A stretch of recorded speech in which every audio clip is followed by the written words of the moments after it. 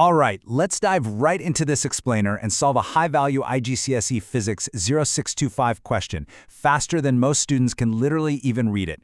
Welcome to the Mass versus Weight Speed Run Challenge. Today, we're going to break down the exact strategy you need to secure those top marks, and more importantly, avoid the traps that examiners see year after year. So why are we starting here? Well, a simple misunderstanding of these core concepts is exactly what causes grade boundaries to slip. I mean, you probably think you know the difference between these two everyday words, right? But in the strict, unforgiving realm of Cambridge physics, just a slight mix-up in terminology is absolutely enough to cost you crucial points. And this quote right here brilliantly illustrates exactly what's at stake. As Cambridge senior examiners point out, this isn't just about memorizing textbook definitions. It's really about avoiding those painful mistakes that cost you the top tier. The difference between a B and an A star? Yeah, it often comes down to how flawlessly you can demonstrate your understanding of these fundamental principles, especially under time pressure. So, let's jump into Section 1, Core Concepts. Mass versus weight. The academic benchmark here is pretty strict. Mass is literally just the quantity of matter within an object. That doesn't change whether you're standing on Earth, visiting the moon, or floating out in deep space. Weight, however, is completely different. It's the actual gravitational force acting upon that mass. So one is a measure of matter, and the other is a measure of force. Honestly, mixing these up is a guaranteed way to lose marks. And that brings us to the absolutely critical equation, G equals W over M. So gravitational field strength is the ratio of weight to mass. Think of this formula as the theoretical architecture connecting these two distinct properties.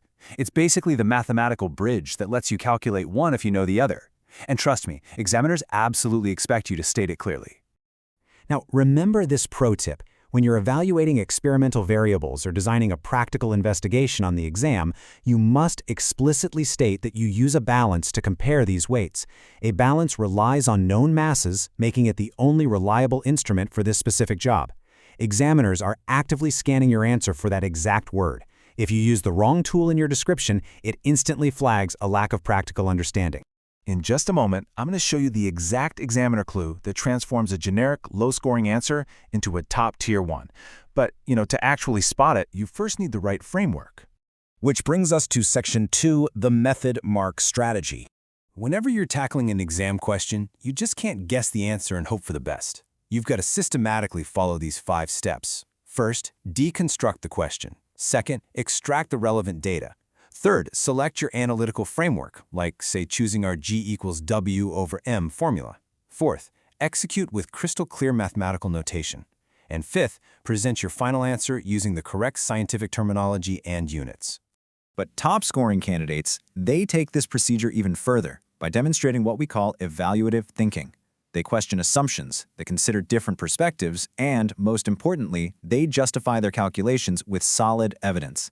Seriously, if you want that A star, your reasoning must be totally visible and logically structured right there on the page. All right, moving on to Section 3, fixing a flawed answer. Take a real close look at this actual student response. The mass is 10 and the weight is 100 because of gravity. Wow. I mean, this generic answer lacks units, it lacks context, and it's completely missing any clear scientific reasoning. By failing to show the actual process, this student instantly loses those essential method marks, even if they somehow did the correct mental math. So if we apply our framework to spot the errors here, we can instantly identify what's missing. Conceptually? Well, there are no precise definitions, like what kind of gravity are we even talking about? In terms of data, there are absolutely 0 specific units. Is it 10 grams? 10 kilograms? Who knows? And the reasoning is just totally generic and lacks any real context.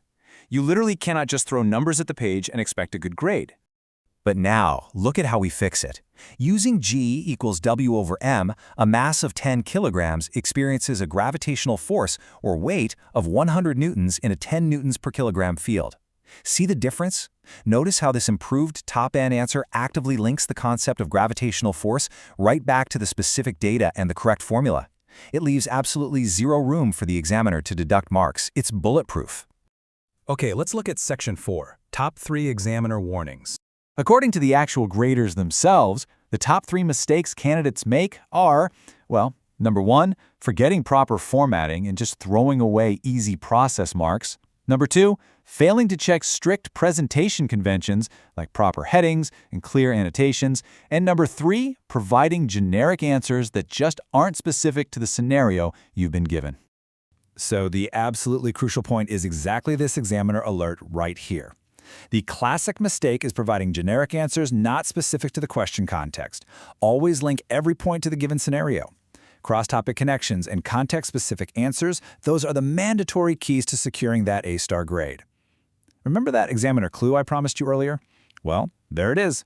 Context is quite literally everything. Which brings us perfectly to Section 5, the final speedrun challenge. You've got the momentum now, you have the right framework, and you have those insider examiner insights. But, there is still one major, unresolved physics problem out there waiting for you to conquer it. So here's a final thought to leave you with. If mass never changes, but weight relies entirely on the gravitational field, what exactly happens to your method marks if an exam question suddenly drops you onto the surface of Mars? Think about it. To find out and to keep excelling in your Cambridge examinations, subscribe to Ace the Exams at acetheexams_IGCSE and click on our next explainer right now.